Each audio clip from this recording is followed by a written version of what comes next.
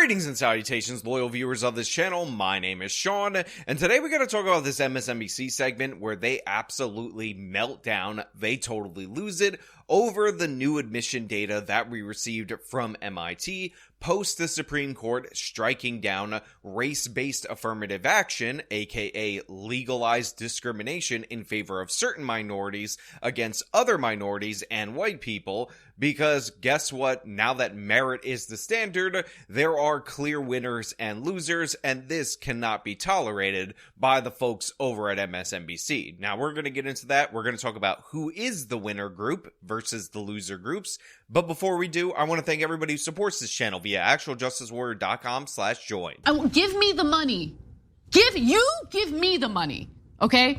While all eyes were on the DNC this week, MIT released some data that confirmed our worst fears about the Supreme Court. The university's incoming class will be significantly less diverse than in previous years. So right off the top, I just want to point out that this guy opens up this segment saying that his worst fear, or our worst fears, came true with this new MIT enrollment data. And I just want to say, from me to you, from all the normal people in the world to the elites in the media, what a privilege it must be to have as a worst fear the MIT racial demographics in their incoming class. Isn't it amazing what these woke liberal elites are concerned about versus what every single person that you meet in your day-to-day lives are actually concerned about? That's thanks to last year's ruling that gutted affirmative action. MIT, one of the first to release enrollment data since that ruling, says its percentage of black students dropped to 5% from 15% last year, and the percentage of Hispanic and Latino students dropped to 11%, down from 16%.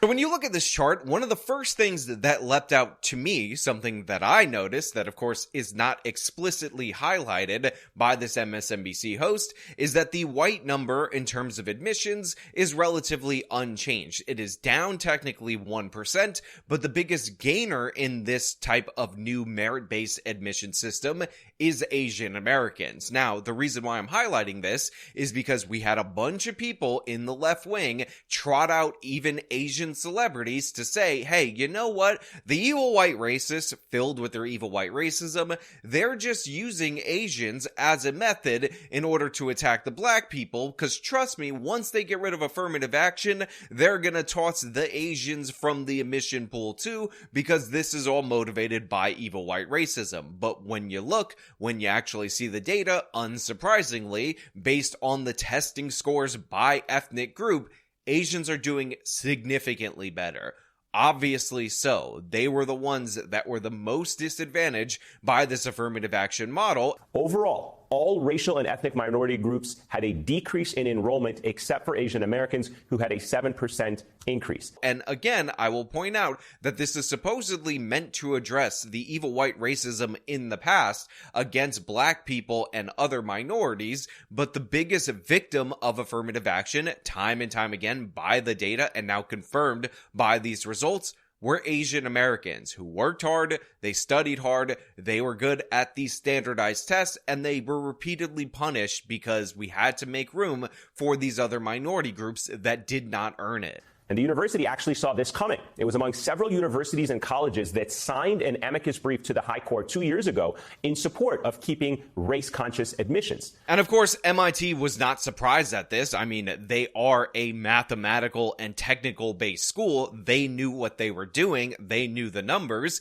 So that's why they put forward an amicus brief in order to keep race-based affirmative action, so that they could say that they have this many of this minority category in their university in any given year. But when merit comes into play, obviously the results are different. And to be clear, every single person that we're talking about in the black, Hispanic, and every other category that would have been admitted without actually meeting the qualifications for MIT is going to be perfectly fine in the next tier of school that they will definitely get into. One of the myths about this is that people need to go to these higher ranking universities in order to be successful, when the fact of the matter is, if you're the top of the black students or the Hispanic students, you're going to be fine, and actually you're going to probably do better instead of being in that S-ranked university in that A tier of university. Again, the disparities in performance in the Ivy League in these top caliber schools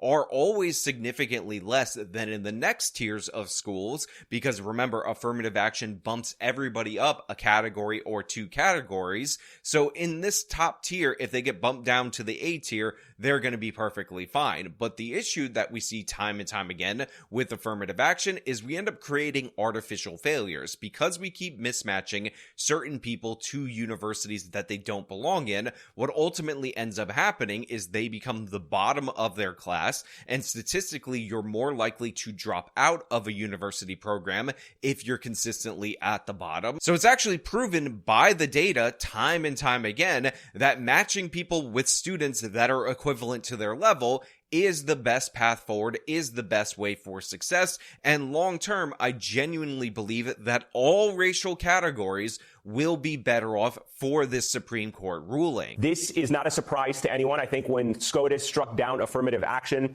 you and others warned us about the impact this would have on students of color, saying that we would begin to see a kind of segregated higher education landscape. Your initial reaction now that we have seen these initial new numbers from one university, and what are you hearing from others in academia? So I just want to point out for everyone in the audience that this is a stealth admission to the premise that we all knew about affirmative action.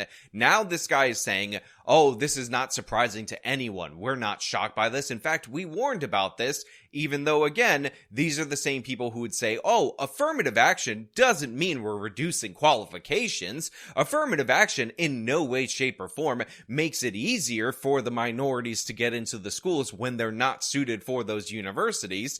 But if that were the case and they could make it on their own, then we would see percentages relatively unchanged. Well, first of all, it's great to see you, Eamon. We knew this was going to happen, as you said.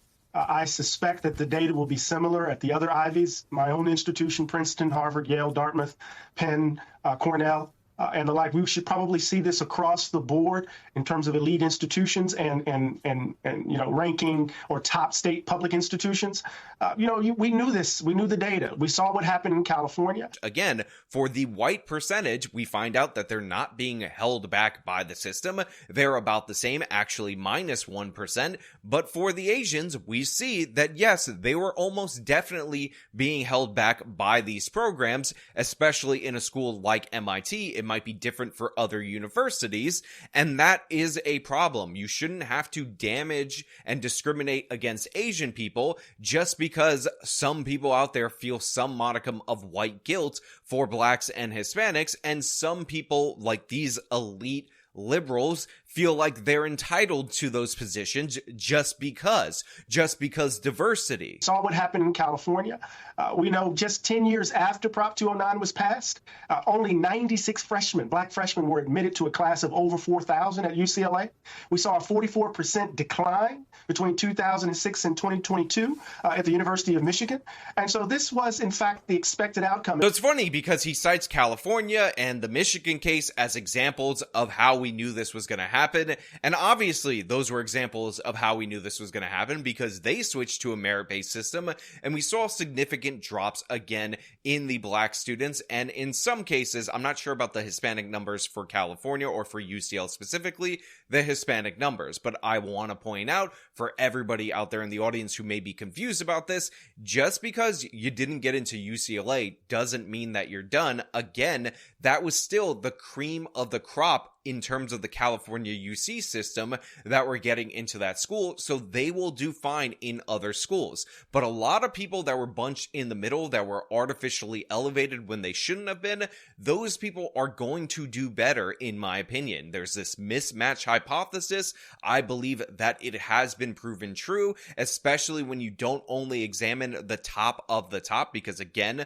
those are going to be the best and brightest in any category, because what we see time and time again is that we have a lot of students who would be more comfortable and better suited among peers at similar levels that get mismatched and turn into artificial failures. I will link some essays discussing this theory, why I think it's actually not bad for minorities. On top of that, I will also point out that it's good for them in that they know when they get into a university, undoubtedly, now that this practice is banned, that they earned it on merit. And there is a psychological imposition to knowing that you didn't quite earn your position. Saw what happened in California.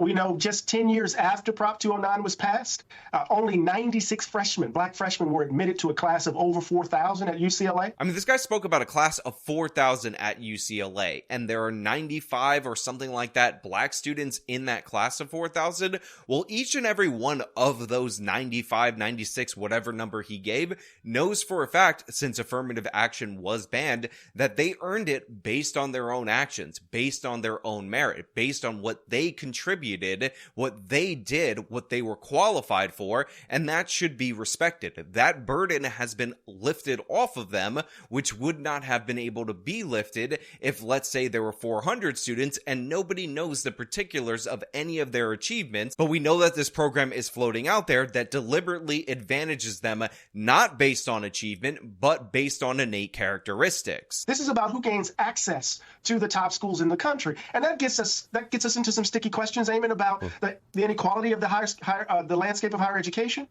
that we might need to talk about. But we're going to see these downward pressures. And what's also not being talked about in this discussion is what's happening in secondary schools, the inequality in high schools, the inequality that's evidenced in elementary school, who gets access to Head Start, who gets access to early education. And that's impacting the quality of applications that we see to these elite institutions. So when people just talk about it as merit, they're not paying attention to the inequality, the structural inequality, Eamon, that defines the landscape of American education from K through 12 up to the colleges and universities. So this guy pivots, of course, to inequality in our K through 12 system, and I'm not going to pretend there's no problems in public education. I will point out that it is the Democratic Party that has given our public education system over completely to the teachers union, and they have no incentive to fix any of those problems, so it's very convenient for this guy to bring them up right now. But I will also add that poor Asian students actually score pretty close to wealthy Asian students on standardized tests, and this is due in large part to the cultural pressures towards education. The fact is, I know Koreans, I've grown up around them. When they came to this country as poor immigrants, they opened up local businesses, convenience stores, and in fact, the first Korean grocer in the city of New York established the first cram school in the city completely. And I think, and I believe it was also the first one in the country, because this is something that they emphasize culturally, and this was something that he did for the Korean kids to study. That cultural impetus on education definitely has an impact, and the fact of the matter is, I will speak for my Hispanic side of the family, and by the way, a lot of people in my Hispanic side of the family do emphasize education, but this is not something that is common in Hispanic households. It is also something that is not common in black households. Let's be perfectly honest about that. You do not see black kids going to cram schools in order to study for the SAT. And don't give me poverty as the excuse, because again, these were set up by poor Asians, poor Koreans in the United States of America. But even though they were poor, they aspired and wanted more for future generations. If schools were not able to take in consideration region, right? Yeah. Most schools, say on the Northeast, would have most of their students probably coming from the Northeast, right? If schools weren't interested in taking under consideration athletics, legacy, right? Whether or not you're interested in the arts or whatever, you would see a very different class, because you can't take advantage of that knowledge in order to build the kind of community you need to build. So this guy brings up a couple of other things that he finds to be unfair, and then he's like, but how can you do that and also do race? And he starts off with region, and I will point out part of the reason why they do this is because they want students that are going to live and work around the area or are predisposed to do that. And also, I doubt that this very much has a bunch of impact in terms of who gets selected to these universities, because of course, if you're going to go to one of these top tier law schools, they're going to have better entry points for people who plan to live and work around the area. But if you have a degree from Harvard, I'm sure you'll be fine going from Massachusetts back to California or back to whatever state with said degree. But then he says athletics, he's like, they shouldn't factor that in. First of all, a lot of the people on athletic scholarships are black students, and when you're trying to build a sports team, you would factor in athletics. Athletics, legacy. Now, he also mentions legacy admissions, and by the way, that deserves its own point because a lot of people are uncomfortable with legacy admissions. But the fact of the matter is, the reason why universities do legacy admissions is that the biggest indicator on whether or not you will donate to the university is if more than one generation of your family is admitted to that university. So that is what ends up leading to all this money being poured in, which allows them to have more seats and more classes for more students. So even though, yeah, you kind of feel nasty about legacy admissions, and those are also didn't earn it kind of categories, the benefits actually allow them to seat more people. So this is not an instance where somebody is stealing a slot from someone else. They're actually very likely, through donations, creating more slots. Now, I understand if that doesn't make it better. I understand if you don't like that, but you have to understand the practical differences between the two things that you're arguing before you formulate your counter argument. So just have that in mind while you're arguing against legacy admissions, that they do have a function that is never talked about because we live in a world where people just strawman things and try to make comparisons without actually contrasting the differences between the two things that they're comparing. Athletics, legacy, right? Whether or not you're interested in the arts. I would assume if you're looking at the interest in art, it might be because they could be, and this is maybe something crazy for you guys out there in the audience to consider, applying for an art program. So yeah, what you want to study is probably a good thing to have in the admission process, so you don't get admitted to MIT and you don't like math or science. Like maybe that's sensible. Maybe that's reasonable. Now, I understand he might be referring to the well-roundedness of the students or whatever, but the fact is, all those different extra things that they ask for are ways to kind of get around the fact that the standardized tests are being killed by the Asians. That's why all these Asian kids can play violin so good. So even that is something that the Asians can beat them out in. So what does it mean that we can't take into consideration race? Yeah, what it means to not focus on race is that you're not focusing on an innate, unchangeable characteristic. It's not that hard. But of course, he follows this up by calling them bad faith actors for being concerned about this. But the proof in the pudding is in the taste, and guess what? That new data has some Asian spice to it because there's more of them because they were being discriminated against. So part of what we have to deal with is the bad faith of these actors who are kind of pressing this issue. We also need to understand that this is a kind of two-front assault, not only on admissions, but DEI generally. So even if you get admitted to these institutions, they're attacking DEI offices so that the experience is not, shall we say, as welcoming, as supportive as it might be.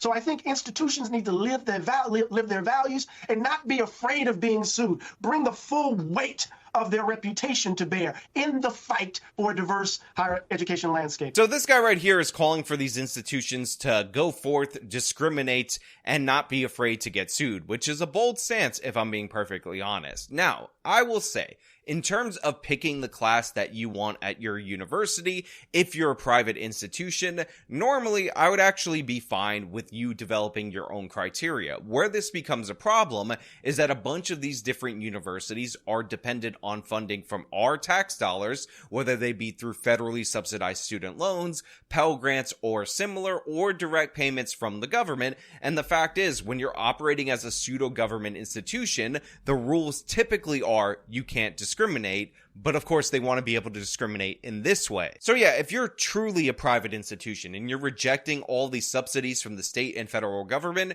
then go forth and run your admissions program however you damn well please. Truly, I genuinely believe that. You have big enough endowments in a lot of these universities that you could operate without that, but none of these universities choose to do so. So honestly, I find this to be a rather disingenuous argument because you're not arguing for them to be free from the tax dollars. You want your discrimination to be subsidized, and you want this DEI ideology that of course targets and attacks regular everyday Americans to also be subsidized, and I'm not having it. I'm not interested in it. But you know what? Those are just my thoughts. I want to know what you guys think down in the comments below. If you like the video, show them by leaving a like, subscribe for more content, follow me on the social medias, support me via the support links in the description of this video. This has been me talking about MSNBC raging over the ending of affirmative action. Till next time.